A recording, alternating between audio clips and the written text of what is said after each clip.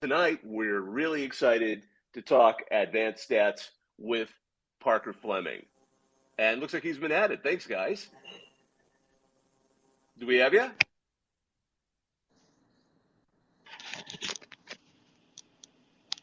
Hey, Parker, can you hear me? I can. I don't Oh, know why great. Great. Excellent. Spaces Hey, turns there we everybody go. into a boomer, I swear. Well, Parker, it is awesome to have you on with our show for this week. If you don't know already, Parker is a really big rising star when it comes to advanced statistics and analysis in college football. You may have read some of his stuff over on Football Outsiders. He's currently the GM of RPM Data. And of course, if you are a TCU fan, such as myself, a graduate of TCU, you probably know him from the Purple Theory podcast. Absolutely have to plug that. He does a lot of work with CFB graphs, and he's kind of a college football nomad from all over the place. You've probably seen some kind of his work somewhere, and Parker, we're really glad to have you on today. Well, yeah, guys, I'm really glad to be here. Thanks for saying all that. I will plug real quick to just the BetUS College Football Show. Find that channel on YouTube. You can see it linked in my profile. I think that's the other place that you can find me this fall as well. Fantastic. Well, hey, we're talking advanced statistics today.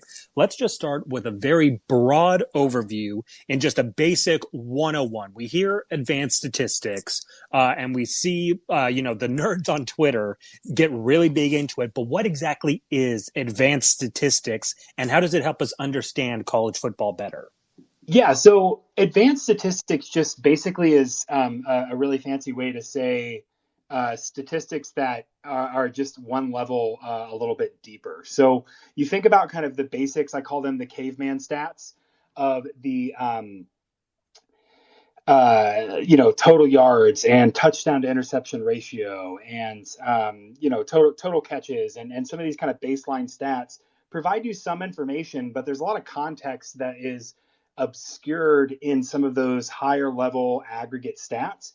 And so advanced stats just refers to kind of a method of thinking about sports in general and football in specific that looks at how do we adjust for context and situation to glean a better understanding of what's actually happening on the field, knowing that even if you grind film all weekend, your eyes cannot process and your brain cannot form inferences about every single play. You can't take in all that information and then make meaningful inferences. And so advanced stats just helps us look at everything that happened and look at everything that happened in a meaningful way to make better inferences about what happened or what is going to happen in a game. So when you say better inferences, what are some of those, like, I guess the first building blocks for getting above the caveman stats and into some of those better inferences? Would this necessarily be, yards per play? Would that be points per game? What are some of that, like, really nice, if you haven't dipped into it before and you're trying to get used to it, what are like some good, very beginner advanced stats you should be looking at? Okay.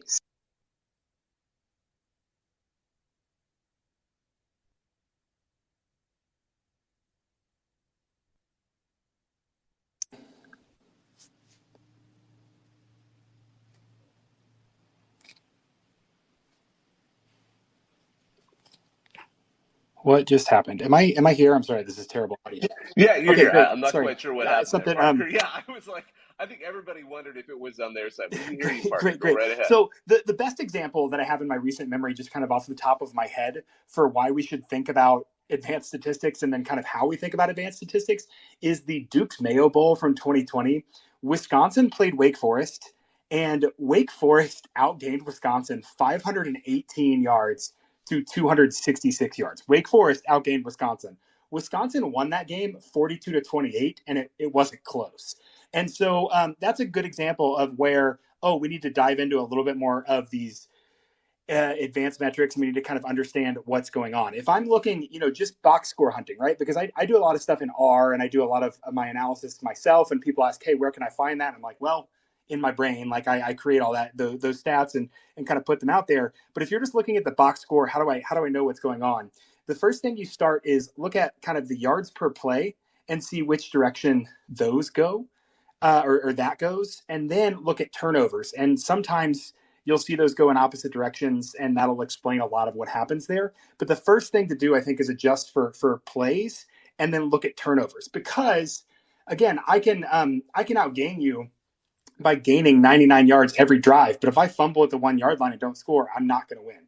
Yards per play is a fine kind of broad brush to adjust what's happening.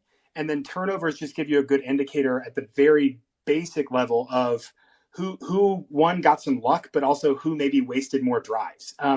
My biggest kind of wonky analytics idea is that football is actually a lot more like bowling than we want to admit, because it doesn't always work out like this, but generally you get a turn, I get a turn, you get a turn, I get a turn, back and forth for that, 9 to 12 possessions generally every game. And so looking at yards per play tells me a baseline, how efficient are you?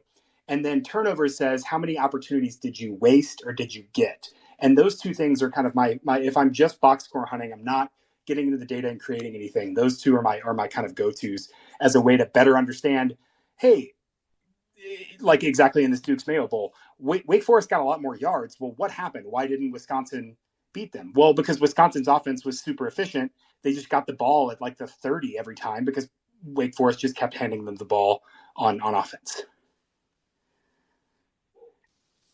So turnovers would obviously be one huge one when you're trying to determine what a game would look like. But if you had something like that, are turnovers considered a random statistic? Is this something, when we say that we can have an inference, can we anticipate a team will have X amount of turnovers? Or is that more along the lines of a frame in a game of bowling of, we know someone didn't get the scoring opportunity and that led to the end of a possession? Yeah, so when we talk about random, we say the word random for meaning a lot of different things. And so I like to be a little bit careful there.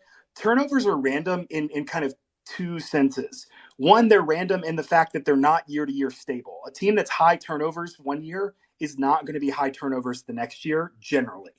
Obviously, there's outliers, but and I think there's some coaches who really preach and try and implement the fact that they can force turnovers as a replicable skill.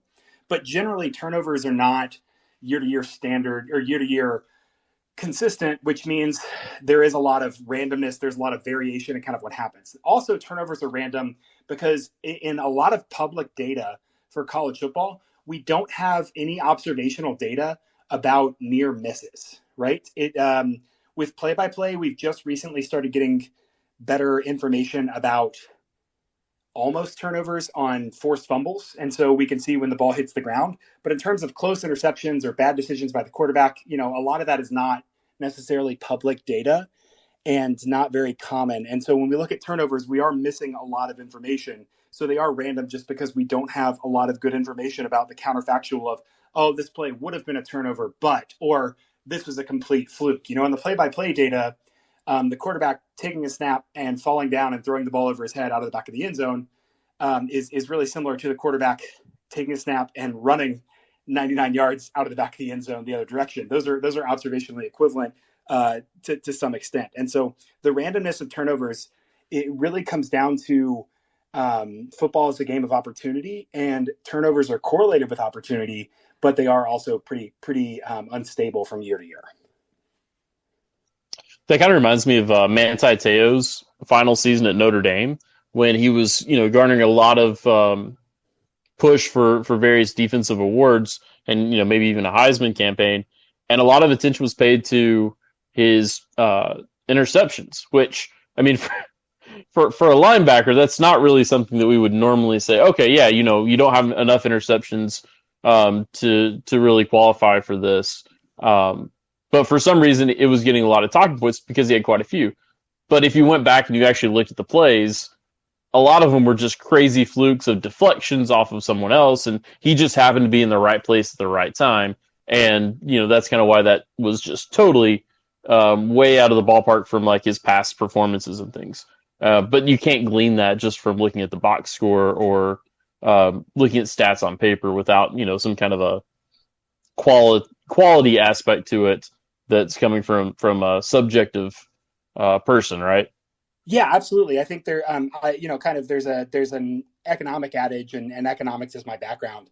That's like no theory without evidence and no evidence without theory. And so it's kind of the same thing with football, is like no data without film, but no film without data. You need both in certain proportions. That Teo example is really great because I think if we're talking about the same thing, he had a couple interceptions that were in high leverage moments against Michigan in a win that year. And that's a great example of how using data to aggregate and process and using analytics to look at all of the data across all scenarios helps us kind of correct a bias, which in college football, a lot of people watch and they think mostly about big moments and what they remember in big moments. And so because Te'o had 2 interceptions against Michigan, even though his total was 7 and a lot of those were flukes, it stands out a lot more in someone's mind than, a lot of other players who may have had interceptions in lower leverage situations, even if they were more impressive athletically or in terms of scheme or how the game was played. Those big leverage moments get way outweighted in our minds. Is there I've heard some statisticians try to quantify this and make it immeasurable by looking at a thing like, something like havoc rate of, defenses that are more likely to put themselves into position to cause, some kind of an instability in the game, whether that's forced fumbles or interceptions, sacks, kind of just whatever, throw a wrench into the gearbox, basically. Do you think that that's more of a kind of like that holistic approach is better at trying to take out some of the variation that we see? I certainly like that kind of like the idea behind that grouping of, hey, these different plays are actually similar under a common theme, and grouping them together helps us get some better inference. I think Michael Felder recently was looking at talking about how this fall he's just going to track negative plays. And so he's not going to worry about like success rate, but just say like, did you go backwards or do something stupid? And I think that can be really helpful, especially because the big deal with football is that it's not discrete. It's a continuous game, and there aren't a lot of discrete actions in that continuous game that are measurable. So if we can look at some of those discrete actions and say, oh, if these are generally similar and generally correlated or predictive of future defensive success, these are a good barometer for kind of how a defense is performing. And so I like that havoc rate. I get a little bit wary of individual statistics, especially at college football, even more so than the NFL, just because, again, there's so much scheme that goes into where a player is and the opportunities a player has, that evaluating them is often really evaluating kind of how a team sets up a player for success, not just how that player capitalizes on opportunities for success.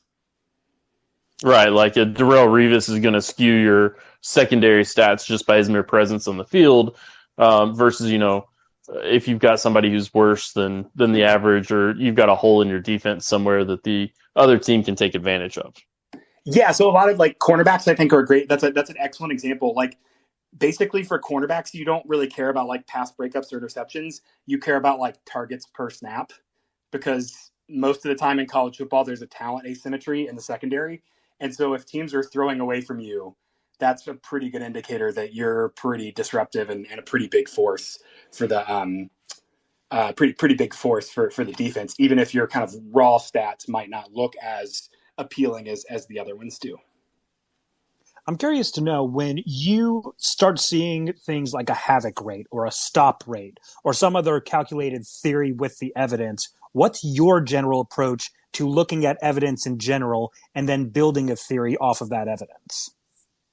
Yeah, so my theory is Saturday night, as games are winding down and we're watching the crazy Pac-12 game, let's go ahead and pull and scrape data, and then I just kind of, pardon my informality here, but I just kind of open a beer and start poking and prodding the data and seeing what happens. So I generally have a standard box score of advanced stats that I think these correlate well to success. And if these are out of line with the game result, that gives me an indicator that I should go and dive deeper into a specific game. One thing that I've started to look at recently is kind of the distribution of big plays. And so you'll see me talk a lot about like on these, I don't have a specific example off my head, but it's like, Baylor against Iowa State. Baylor gained 80% of their yards on 20% of their plays to start the game. And then they gained, the inverse of that for the rest of the game. So there's a really high concentration of where they were successful. And then Iowa State kind of clamped them down, but it wasn't enough for them to come back. And so those kind of distributional statistics, I think, are really good ways to start to think about, hey, did a team have consistent success against an opponent, or was it just bunched up against certain, was it a blown coverage? I think at one point, I won't put any college athletes specifically on blast, but I'll say a general example. There for TCU, they had a backup on defense, and a friend of mine were tracking the number of big rushing plays that TCU gave up where that backup was in. And there's a lot of them. It was a very high proportion. And so that informs us about a team. We see, hey, TCU's giving up a lot of big runs. That's a really bad thing that's really bringing them down success-wise. Well, okay, if that's really out of line with what my expectation is, then we can go in and kind of see and diagnose why that might be happening. So, I mean, I really just start, again, yards per play, turnovers, and then I start to look at third down success, even before I pull up something like EPA, which I'm sure we'll talk about, or even echo rate, looking at third down success and just saying, hey, was this an extreme value? Did a team have a really good run on third downs, or could they just not get a third down at all against an opponent? You look at the SEC championship last year, Georgia versus Alabama. One of Georgia's weaknesses coming into that game was third down success, and they started the game against Alabama, I think 3 for 7 on third downs. I don't care what you do for field position or the rest of it. Like, if you just can't convert third downs, you're going to have a hard time. And so that explained a lot of the difference in success in that game, specifically related to a game where it kind of turned out a lot different than a lot of people's expectations.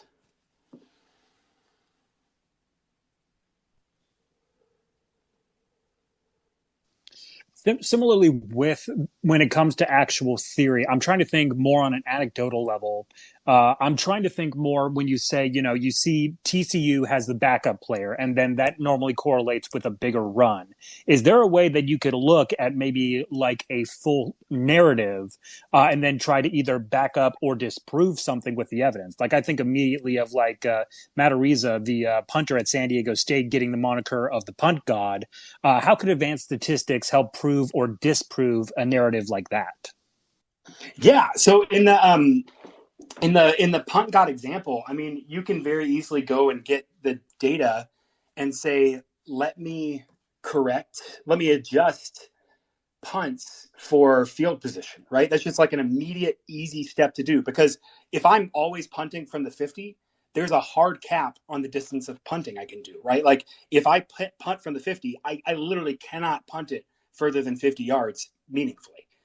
And so I have to adjust for, well, if I'm punting from the 50, I'm not trying to kick it as far as I can. I'm trying to place it where I want to go. And so even a stat that's a little bit wonkier, that like punt yards per punt, or even net yards per punt, is going to be influenced by where you're punting from on the field. And so to confirm a narrative like that I would say, hey, this is interesting. I'll see a tweet, I'll like a tweet or bookmark a tweet and say, someone made a claim that's interesting. That's changed the way that I think about the game. Let me test that with evidence. Is specifically in the punt god example, I would go and say, all right, let's look at the average field position that he's punting from compared to some of the other people who are close to him in punt distance. And let's just throw that on a scatter plot and say, oh, I can kind of compare and contrast. My expectation would be, if he's the punt god, he's going to have the highest average distance. But if he doesn't have the higher average distance, then I can say, oh, maybe it's because his field position is different, because San Diego State's offense wasn't that efficient last year, and he wasn't in a context where he needed to punt the ball as far as possible every time. Or it could be the case that he has a lower yards per punt or a higher yards per punt, and that's because they were all starting, at their own 20, and so he was just booting the ball, and maybe that isn't as indicative of punt efficiency or punt strategy. This is why I do a preview for every game, right? Is because you need concrete expectations. You need some narrative. Even if it's wrong, I like a good fixed point going into a game, because I can say, hey, reasonably, a team with this stat profile versus another team with this stat profile should behave this way. And then if it doesn't, I can learn something. I think it was FAU Charlotte last year. I had that game by like 1 point. This was my biggest miss all season. I think Louisiana Monroe Liberty was my biggest miss all season, but these two are very similar games. FAU Charlotte, and I had it like within 1 point, and FAU won by a couple scores. Charlotte had a first down inside the FAU 40 like 3 times. They got 0 points. That's just crazy. That's super out of line with their rates and super out of line with kind of average and historical performance. And so I got to go back to that game and immediately find those drives and watch them and say, oh, yeah, their offensive line got blown up on a first down on all 3 of those drives. And then they were, 2nd and 12. That explains why it was different than my expectation. So having a reasonable expectation gives you kind of a barometer to compare against reality. Then you can start poking and prodding the data and kind of understanding why is what I expected different from reality. Then you learn something.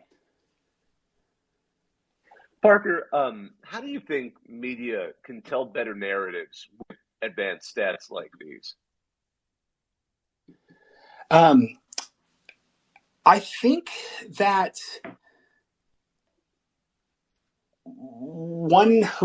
that's a great question, and I like that question a lot because there's a lot of just, hey, let me throw some numbers out there and hope that the position coach retweets this or hopes that fans catch hold of this and then it kind of takes off. I think that the biggest thing to do is either find someone who's pretty smart about this, or even pick up a pen and paper and do a little bit of this for yourself. So I think things like writing down concrete projections for win totals at the beginning of the season is a great exercise for everyone who's involved with college football. You don't have to be a betting person. You don't have to be a sharp. You don't have to say, hey, I'm going to start my website or release picks and try and make money off of it. Just say, hey, I'm interested in the game. Let me rank the quarterbacks in the Big 12 going into the fall, just so I have some reasonable expectation.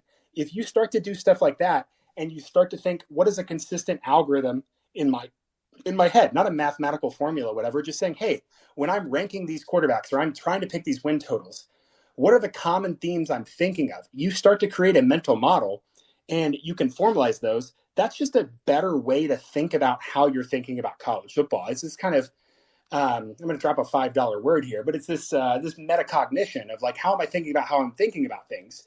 And that is a big deal with media specifically. It's the fact that numbers are so available now that having numbers is not enough. You have to know what they're saying, and you have to have some kind of reasonable expectation to either say I'm supporting or disproving a specific claim using this consistent method. And using these numbers. I also think that the flip side of that is, probably there's a lot of burden on people like me and a lot of people who I see are in this chat right here who do great work to say, hey, we need to go out of our way to almost like court and woo people who don't understand or who are opposed to using numbers, and saying, hey, the point of this is not for me to say, hey, I'm really smart and I took a bunch of math classes and I stay up late at night and waste all my time building this stuff in R. The point of these are to say, hey, we can think about football in a more interesting way. We can fix ideas and kind of compare to reality and maybe get some more insight. So I think it's a twofold problem of one, not really knowing why we're using numbers, but then also maybe failing a little bit on that kind of education and courtship of the median or the modal college football fan who, might be opposed to using those numbers. So if we're talking about media and narratives and how it interacts with advanced stats, we have to invoke Charles Barkley when it comes to analytics and and the narrative of, does it work? Does it not work? And there have been some pretty famous cases in the NBA, especially, which has become very analytics driven, where the analytics didn't line up with what happened in the game in very high profile games. Obviously, sample size matters, and you're going to have variation, in a single game, single event. How do we reconcile what the analytics, what the advanced stats tell us to expect with what we actually see? You mentioned the one game in particular from last season, but how do we interpret that, and then how do we explain it to other people in terms of the stats weren't wrong? It's just crazy things still happen because humans are involved. Yes. So I think I'll say two things and then answer that question. One, I prefer the Booger McFarland stats are for losers reference, and I just needed to bring that up while we're in here. Uh, Two, a thing media can do, and then I'll go into this, is stop talking about fourth down decisions. Just shut up about it. It just doesn't. It gets blown way out of proportion, and it is a huge source of argument between serious film guys I respect on Twitter and serious analytics guys I respect on Twitter, and I think it's exhausting. I think it's a reductive point and just gets us nowhere. So that's my New Year's resolution: is shut up about fourth down decisions, because they are there are ways to solve it and ways to attack it, but it is a super unproductive discussion, and it really takes away from a lot of what we should be focusing on, which is the game of football generally. As far as kind of understanding, and you said a phrase there that really caught my mind. The stats weren't wrong. The whole point of this, and the whole thing we need to do, is kind of hedge and contextualize all of this in a posture of what I'm doing with statistics in football is not telling you what the future is going to be. It is creating reasonable expectations. Just went through this like nine or 10 rounds with a bunch of college baseball fans who are upset that their logo wasn't far enough on the left on the graph. But it's just saying what we're doing is we're taking a consistent method that is historically explained pretty well what's gone on with games, and then using that to create reasonable expectations and insight into games. So I think that's the biggest thing is there is not this attitude of stats are not wrong, stats are not right. And that's a real temptation when you put numbers out there. Man, when you especially I do that Bet US show and we make 8 picks and shoot, I have a 7-1 week and it's like, hot damn, I'm a genius. And you have to kind of fight that instinct because one, you're going to have to answer for the inevitable 2-6 week. But two, it's not a matter of I want to get these right so people think I know the future and so people think I'm smart. It's, hey, I want to apply this method and understand the game better. So you really have to couch it in some intellectual humility there. And you also have to be wary of, not in the betting space, we have to set that aside, but you have to be wary of analytics people touting a pretty extreme record. And pretty extreme results, and you just have to say, hey, am I understanding the game? I think the flip side is I've seen a bunch of let's use a machine learning model, which is basically a black box, and I just throw all these variables in the computer. I let them tell me what is most important to winning a game, and I can't really explain that process, but I get a good against the spread record. I think we also have to be able to explain what we're doing and not just sit on kind of an ivory tower of I'm using math, I'm using advanced stats. I really try to be as stupid as possible in every stat that I put out there. And sometimes I get lost in my own brain and I'm very obviously verbose and distracted, and I will say some things that might not be straightforward and simple. But I think the simpler, the more precise of an insight, the better. And you couch that in some intellectual humility of, hey, you know what? If every single one of my predictions is wrong, I'm not, that doesn't matter to me.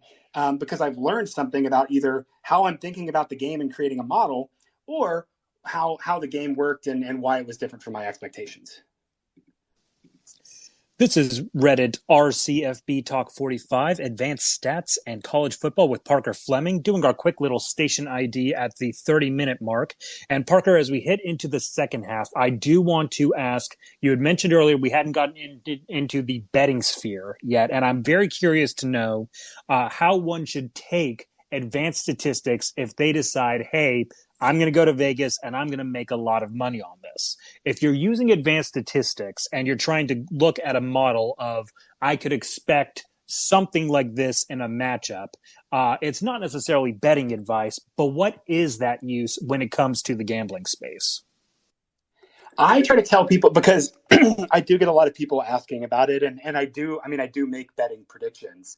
But I try to say that you shouldn't have a prior, if you're going to bet consistently. One, there's probably 3 phases to say here. One, if you have any level of desperation or distress about betting, stop betting. Don't do that. Let's talk about stats. Let's do something else.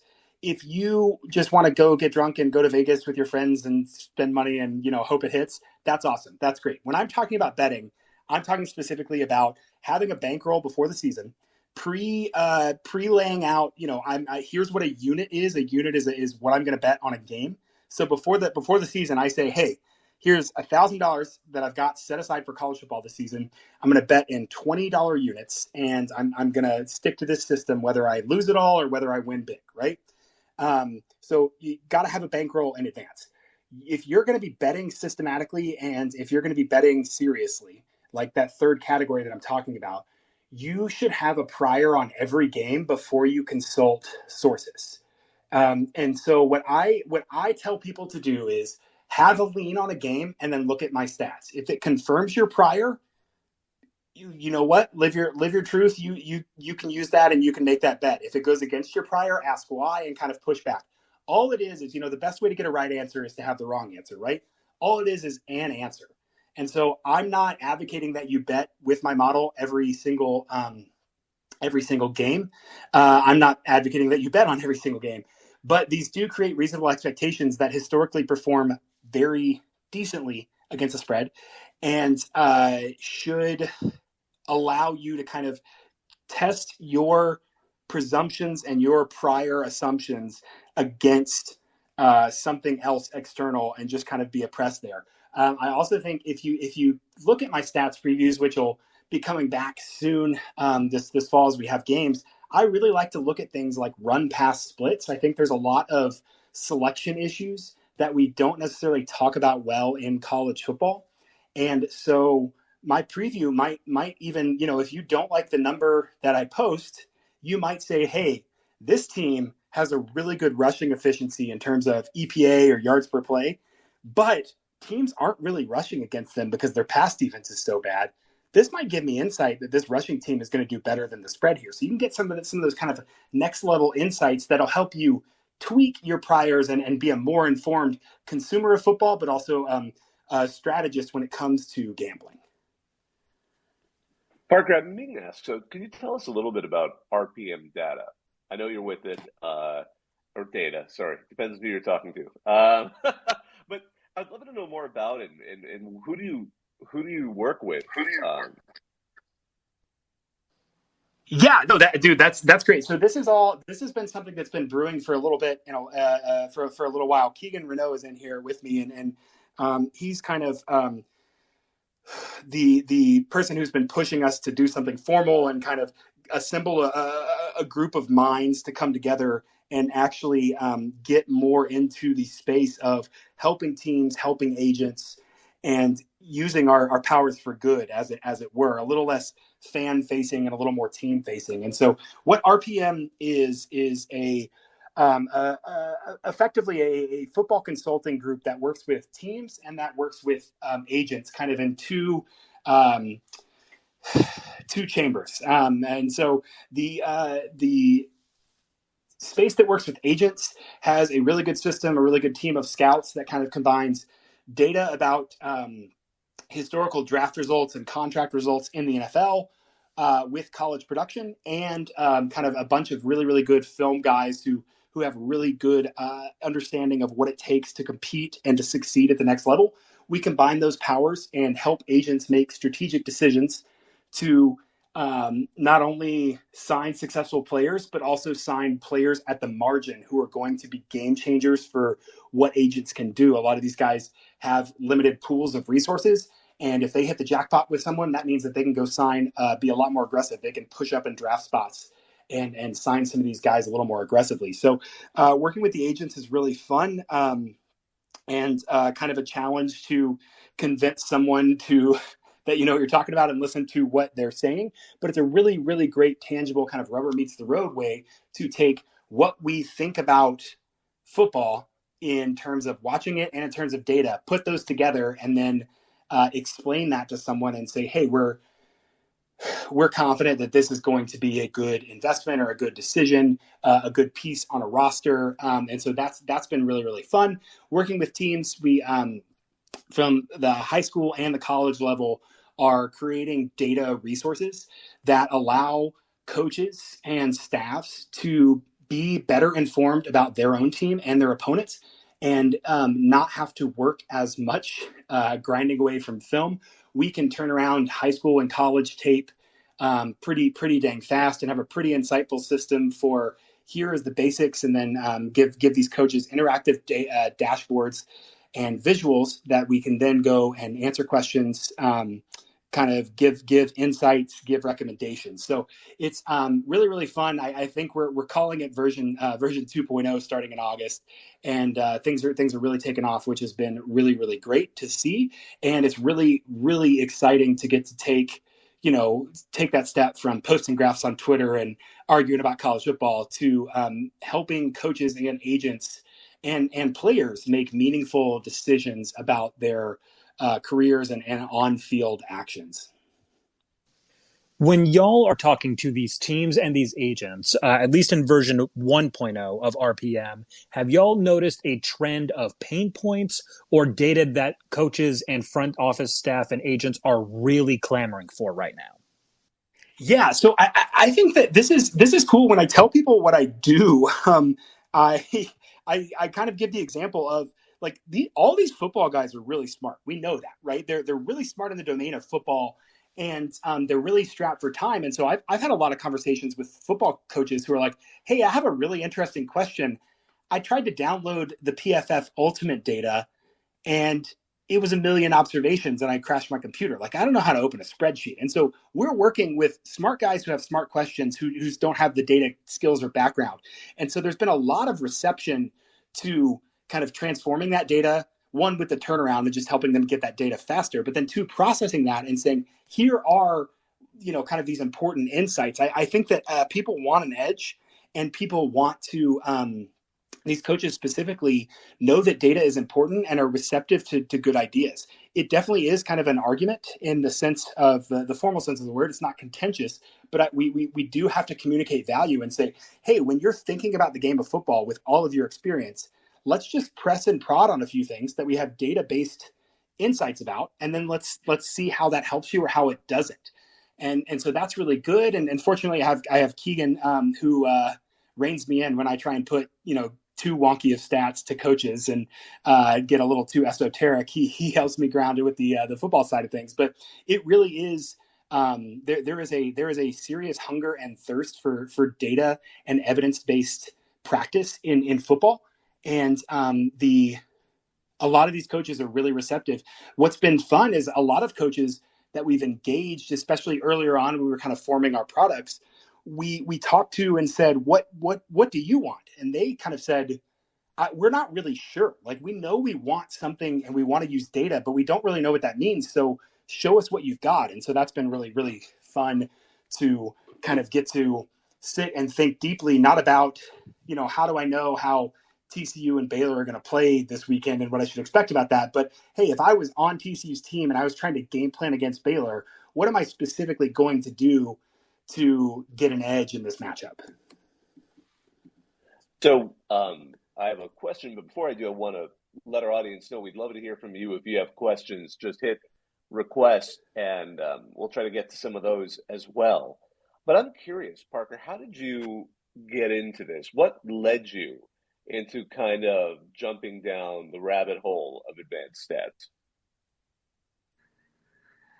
Some say my entire life is jumping down rabbit holes. You can hear me talk and hear how hyperactive my brain is. And I had to take a bunch of math classes because I did a liberal arts undergrad. I majored in religion, and then wanted to go back and get an advanced degree in economics, and did not have any math classes. So I took like 8 math classes in 4 semesters to get a math emphasis, and while I was getting my master's, and while I was getting kind of bored with those and just kind of going outside of my mind, I started to think about how I can think about, something a little more interesting in football. And really, I really started taking this seriously. I wanted to learn the programming language R. I knew this awful Stata, which is just a terrible, hideous beast of machinery to do statistical analysis. And I wanted to learn R, but I really used the stuff I was learning in math classes and thinking about kind of how we think about games. Of course, I got to shout out like Bill Conley and Brian Freemel. Both of those guys super influential to me in terms of they created a model and talked about football in a certain way, which helped me see kind of how to think about creating a model and talking about football, and then say, here's where I agree with them, here's where I disagree with them, here's how I think about it differently, and kind of create and coalesce my own thing there. So entirely born of procrastination and a little bit of a hyperactive brain. And it's just, I mean, it's fun. I really have been super fortunate in my life to be able to kind of chase what is fun and chase what is interesting to me, and football and using data to better understand football has been something that has been rewarding and interesting to me. And it's just kind of been really awesome for me to be able to do this. So let's say somebody else is going, hey, I'm starting to get into advanced statistics. I'm wanting to learn. I want to follow in similar footsteps. What would be your advice to that kind of person? Yeah, dream bigger than being me. Start a GitHub, post projects publicly, talk to smart people, post your stuff on Twitter, and don't create clickbait lists just for the engagement. Don't chase engagement. Ask and answer interesting questions, and then demonstrate that you know, one, that you can do replicable science. That's super important right now, is kind of that data and code of doing a project from start to finish, from raw data to a complete project. Go look at everybody who's won or placed in the Big Data Bowl and where they are now. Go look at guys like Tan Ho on Twitter, who just got hired by Zealous Analytics, who has been just a monster. He did streams and just posted all the time.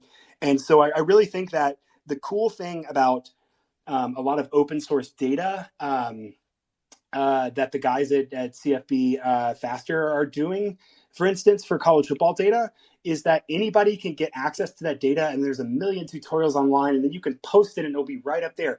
Literally, we live in an age where you like Sports Illustrated competes with you for clicks on Google and on Twitter. Like, you can go post right now. And so ask and answer interesting questions, keep that air of intellectual humility, and just, again, have a GitHub, have some place to document your work, and make sure, look, it's great to like replicate people's work. That's a great place to start. Make sure you're differentiating yourself. Make sure you have your own flavor. You're asking your own questions, and you're creating your own products, and just say, hey, I want to think about how we think about sports. I want to use data to do it. I can present myself in a way that makes that attractive to people. And man, just start a Substack, start a blog, start a Twitter, post something. Parker, shifting gears a little bit, looking forward to the 2022 college football season. Is there anything in particular that maybe has already kind of caught your eye of things to see? You know, is the team going to be able to replicate something that they did last year? Are they going to be able to improve? You know, some kind of an interesting trend to look for going into this season. Yeah, so a couple weeks ago, I posted about like under and over performers in 2020 or 2021 rather, because I think that's super informative to just, again, let's look at the record and let's look at the stats and kind of see who performed differently. And so I think the underperformers are super interesting because you can kind of highlight some teams that maybe had a bad rap last year and might bounce back this year. So one I'll say, I don't release like a power ranking or a raw number. My model is super matchup based, and I just don't find it informative to say, you know, Georgia's 20 points better than the average team and Alabama's 17, when if Georgia and Alabama played, I would have Alabama favored. You know, like I just don't feel like that's super informative and doesn't help anyone's understanding. So I don't have raw numbers for 2022. What I do have is looking back and saying, you know, the biggest difference between actual and expected wins is super informative. All I did was take Bill James' Pythagorean expectation for wins, map that into college football over a 12-game season. How many games plus or minus reality were you? And so like Nebraska was 4.45 games worse than their expectation. They underperformed by almost 4.5 games. That is not sustainable. They cannot lose that many one-score games again, you would think. Greatest 3-9 team ever. Exactly. And so that is also a fun game. I think is Kelly Ford in here? Yeah, Kelly Ford is here. Kelly, you remember when we did that space and talked about Florida State for like 30 minutes last October? Because I just like to go on my website, cfb-graphs.com, and like sort by EPA per play and then look at record, or like sort by record and see who had the highest EPA per play and like the worst record.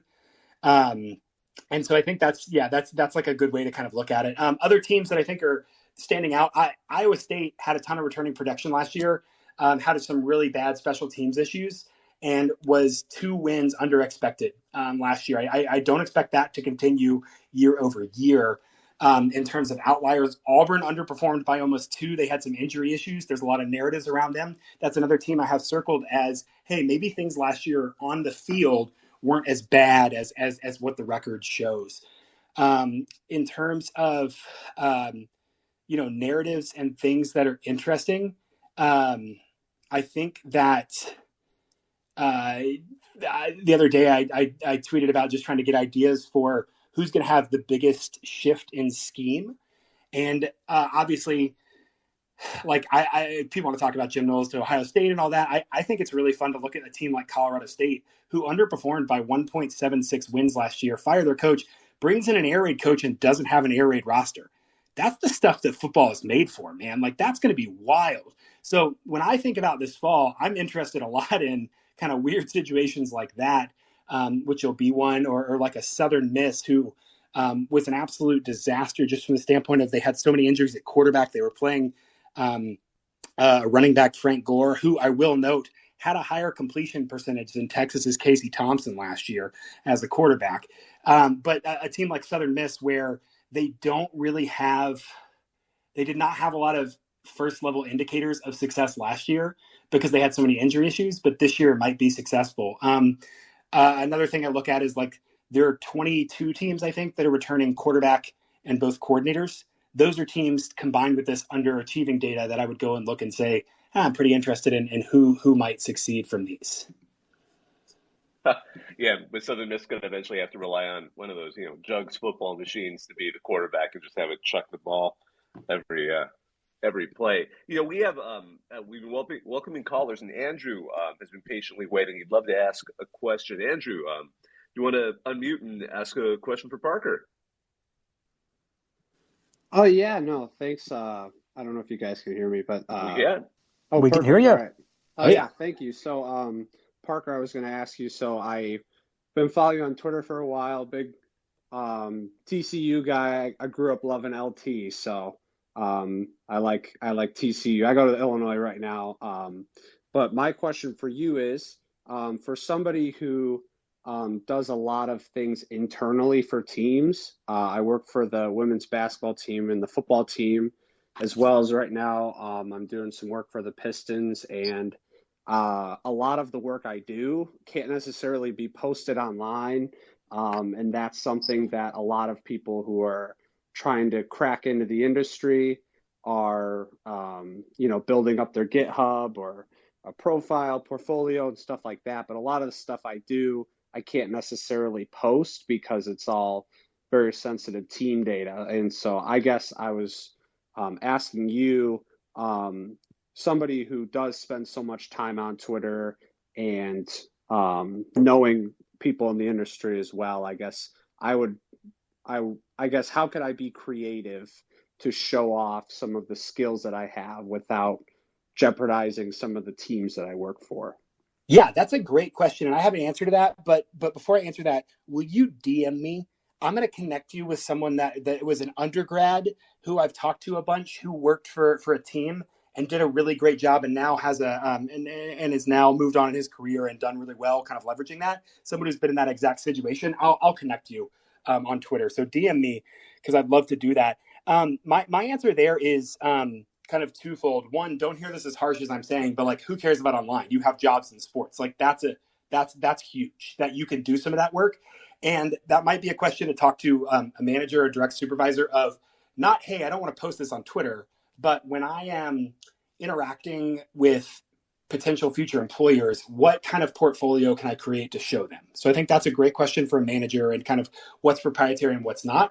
On the flip side, pick a sport that's not any of those and just become obsessed with it online. Like, the soccer has amazing data, or I mean, like UFC has incredible like strike by strike data or something. It just Nick Wan, WAN, works for the Reds and does a bunch of live streams. And like he can't do anything with baseball online, like has a contract, but he'll go do like professional bull riding data set and stuff. So you can do plenty of data and sports analysis outside of your subject area.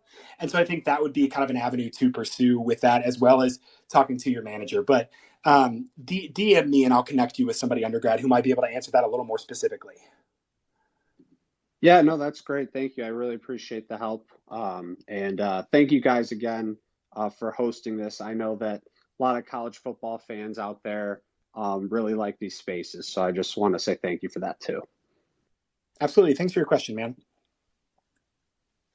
I'm sorry, Parker, did you say that there are PBR bull riding advanced stats? Okay, I'm so excited that I get to talk about this on air. Yes, there are PBR stats. Nick Wan created a bull riding model. We've played around with it for a little bit. We actually got to the point of like talking to clients about like using a mixed effect model to figure out which bull to buy, and like he went way down this rabbit hole. It was incredible and so silly and so fun. PBR, professional bull riding. This all started because I tweeted about being at the rodeo, and then we found a guy like at PBR stats or something, and he had some data, and then we found some better data, and then Nick made this incredible like hierarchical model that rated riders and bulls. It was awesome. It was so fun. I mean, that's fascinating. I work in agriculture, and I mean, we track stats on stats genetics for so many species and everything. But obviously, there's an aspect of breeding to trying to breed better bulls, and there's a lot of money in it for these high performing PBR bulls. But actually being able to break it down as advanced stats, because I mean, it is technically a sport. That's fascinating. Yeah, it's super fun. And I mean, I've been in a ag econ seminar where we talked about like the sensitivity of estimates on the efficacy of like artificial insemination. I mean, these people go insane on some of this data stuff, but this was like this was specifically about like bulls and riders in the ring. I mean, there's just, again, if you can get data on something, you can ask and answer interesting questions kind of anywhere. So, Walter, I know you've also been waiting to ask a question. We'd love to hear from you. Yeah, I root for a team that's not a perennial power. It's got peaks and troughs. Is there like a smart advanced stat to kind of watch for, or small set of stats to watch for that? Yeah, maybe we're just squeaking by now, but things are trending up. Or conversely, hey, we're winning, but holy crap, there's cracks in the foundation. Yeah, so in a college football sense, one, what's up, McWalt? Two, I apologize for talking about artificial insemination earlier. I realized that was probably off the rails. Three, answering that question, I think that's a good way to that's a good way to think about games. So for instance, a game that was really a team that gave a lot of people a lot of ammo to kind of throw at me was Michigan State. Last year, I had them predicted losing to Purdue, predicted getting beat pretty bad by Ohio State. And it was really hard to communicate. And it was a really interesting challenge to communicate like, hey, Michigan State makes its money by running the ball against bad running defenses. That is not going to be good enough against teams that are good running defenses. They have to find a way to pass the ball on early downs. And so by creating kind of this expectation and this model that rewards those things, then we can kind of see, oh, those, in a season, those cracks are there. Or maybe somebody like Baylor, who had a good season but really got a lot of bounces. I don't know if you're going to go 5-1 and one-score games again next year and get all those bounces when you lived and died by so much small margin. In terms of like a program sense, I think we entirely underrate how cyclical and developmental most of college football success is. So if you're not Dabo or Nick Saban, or I guess we'll throw Kirby Smart in there at this point because he got the ring. If you're not one of those guys, you're not competing every year for a national championship or even for a conference title. And so I love this idea of indicators for, hey, how do I know things are getting better? Of course, you think about Bobby Bowden of like getting crushed, then crushing losses, then winning. And so you can kind of measure by that. But I think a good way to look at this is kind of your bulk of experience and talent. In the past, I've looked at a returning talent index that looked at recruits and net transfers and weighted it for experience. And so you kind of get this idea of this bulk of where's the talent and how old is it? Because college is a game of development, right? And so even if the on-field results aren't great, if your talent is high and you're developing well and you get this massive talent, that's where you get a situation like Pat Fitzgerald at Northwestern, where every 3 years they're in it, you know? And so that might be one of the things that I would look at is kind of where's your bulk of talent? Are you if you're recruiting well, does that mean, hey, we've got to wait a couple of years for these guys to develop, or have you recruited well and you're continuing to recruit well, but you've got this bulk of juniors and seniors who are going to be on the field? I think the simplest way for that is like, do you have a quarterback who's been decent for more than one season? That might be an indicator that you're going to take a step forward. Thanks, man. Excellent. Okay, Maxwell, we just saw you at it. Would you like to ask a question? Yeah, hey, first of all, thanks, guys, for hosting this. This is really insightful and really cool. Parker, we've interacted a couple of times. I apologize. I don't, if I said anything. No, you're good. You're good. I was actually working through, a master's in data analytics. So I was kind of just picking your brain, I think, through DMs and stuff like that. So the question I have, I know you kind of touched on it with, not making a huge what to do about fourth down decisions, but my question kind of falls into that. The old adage of if you want to win a game, 3 is not going to win. You need 7 points to win. I was trying to just rack my brain to figure out a way to sort of develop something similar to the surrender punt index type of thing, where how cowardly you are when you're punting the ball in certain situations. My question kind of just stems from, how would I go about trying to replicate or find instances of, if you're kicking a field goal from inside your opponent's 10-yard line or 15-yard line or 20-yard line, what effect does that, if any, have, as opposed to you winning the game? Because obviously scoring points is how you win football games, but at the same time, if you're only settling for 3 points in situations where you have a higher opportunity to get 7 points and you opt for the 3, I guess, how would you go about kind of formulating that and using the data to kind of spit out an answer to you?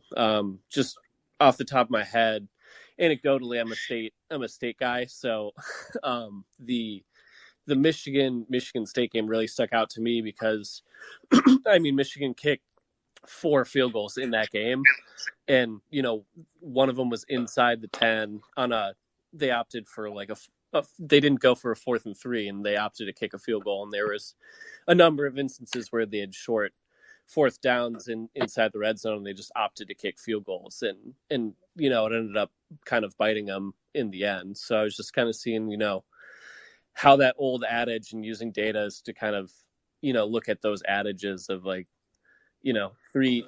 Yeah.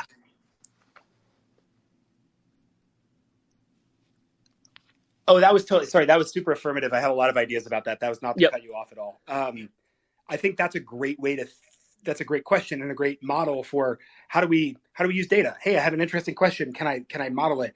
And I think you did the right thing. You went to a specific game and kind of said, yes, this is something I'm thinking about. How did it affect this specific game?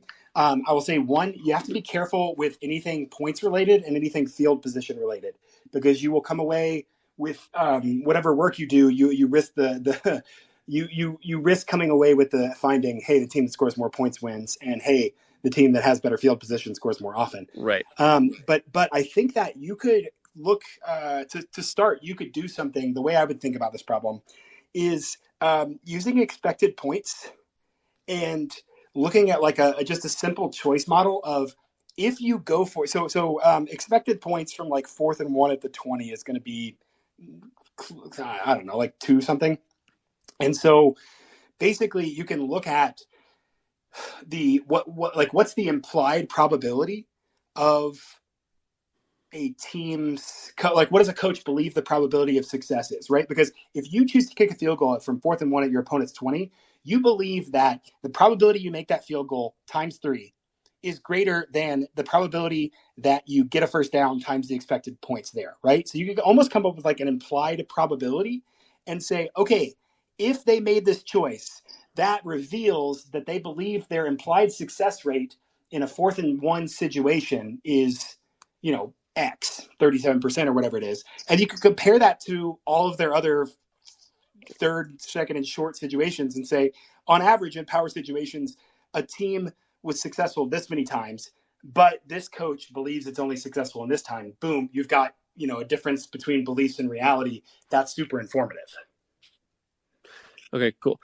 Just to follow up on just this, do you think within that formula, if kind of doing that same thing over and over again also has that compounding effect, that if you do it once, you can kind of get away with it, but if you're doing it 3 or 4 times, that could be the tipping point that would kind of lead you to maybe win or lose the game?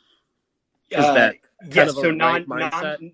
Non-linearity, absolutely. There's there's heterogeneous treatments there, and a field goal decision in the first quarter is not the same as a field goal decision in the fourth quarter.